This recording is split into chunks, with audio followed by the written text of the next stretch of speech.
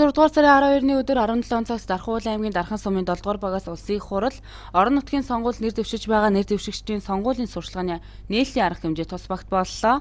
Тус арга хэмжээний үеэр 7 дугаар багаас улсын их хуралд багаагийн Бат Төмөр аймгийн иргэдийн төлөөлөгчдийн хурлын төлөөлөгч сонгуульд нэр дэвшиж байгаа нэр дэвшигчид иргэд сонгогчдоо хандан үг хэлж мөрийн хөтөлбөрөөр товч танилцуулсан юм а.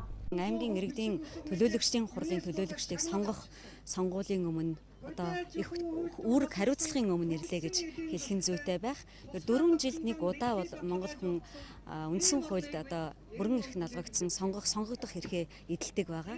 Тэгэхээр эрхээ эдэлж, үүргээ ухамсарлаж, хариуцлагатай сонголт хийх ийм торгон цаг үе ирсэн. Тэгэхээр манай ард иргэд бол сонгогчид бол энд их зөв зүйтэй одоо хандаж их ухаалаг сонголт хийнэ гэдэгт бол эргэлзэхгүй итгэлтэй байгаа. Тэгэхээр Монгол ардын нам бол бид зүтгэн хамтдаа хөгжинэ гэсэн үндсэн уриатайгаар дарханчууд бол дархны хөгжил бидний ирээдүй гэсэн ийм уриатайгаар ингээд энэ сонгуульд оролцож байна. Тэгээд 7 дугаар багийн болоод мөн одоо бусад Дархан аймгийн нийт сонгогчдод Монголын ард түмний одоо сонгосон сонголт мэрэгэн байх болтугай гэдэг ийм одоо ерөөлийг хэлмээр байна. Тэгээд сонголт бол зөвхөн хэн нэгнийг сонгодог сонголт байдаггүй. Сонгуулийн энэ үйл явц бол Монгол хүн Монголын ирээдүйг өөрийнхөө ирээдүйг сонгодог ийм л сонголт байдаг. Тэгээд бүх хүнд аз жаргал ирүүлэх хамгийн сайн сайхан бүхнийг хүсэн ирээ.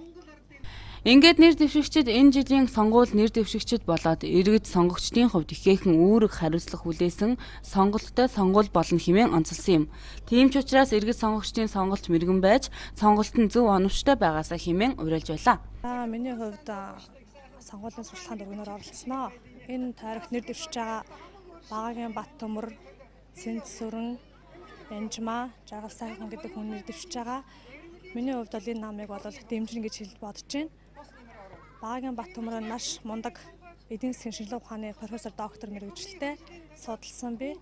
Тэгээд Цэнцрэн дарга маань бас олонний танил, Янжмаа эгч маань бас авран илтгэгч мэргэжилтэй, Жаргал сайхан маань болохоор үйлдвэрлэгч бизнесийн төлөөлөл болж энэ намаас энэ дөрвөн хүнийг илгээж байгаа юм байлээ. Хувь хүний бол маш их дэмжиж байгаа. Одоо цагт бидэнд энэ дөрвөн хүнээс өөр, энэ намаас өөр хэрэгтэй хүмүүс бол байхгүй гэж бодож байна.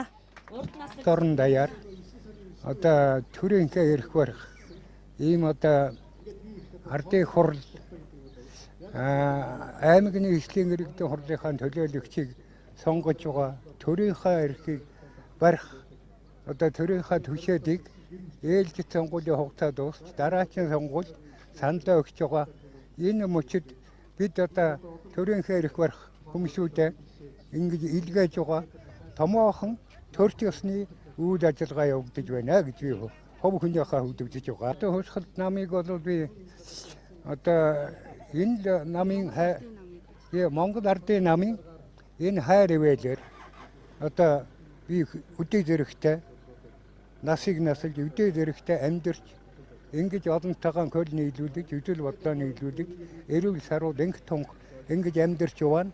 Энэ намын ач хавьяа гэж би ингэж үздэг. Энэ чанараараа би Монгол ардын намыг одоо ч дэмжин цаашдаа ч дэмжих болно. Ийхүү улсын хурал орон нутгийн сонгуульд нэр дэвшигчид болон иргэд сонгогчид сонгуул хуулийн дагуу шударга ил тод болоосоо хэмээн хүсэж байгаагаа илэрхийлсэн юм а.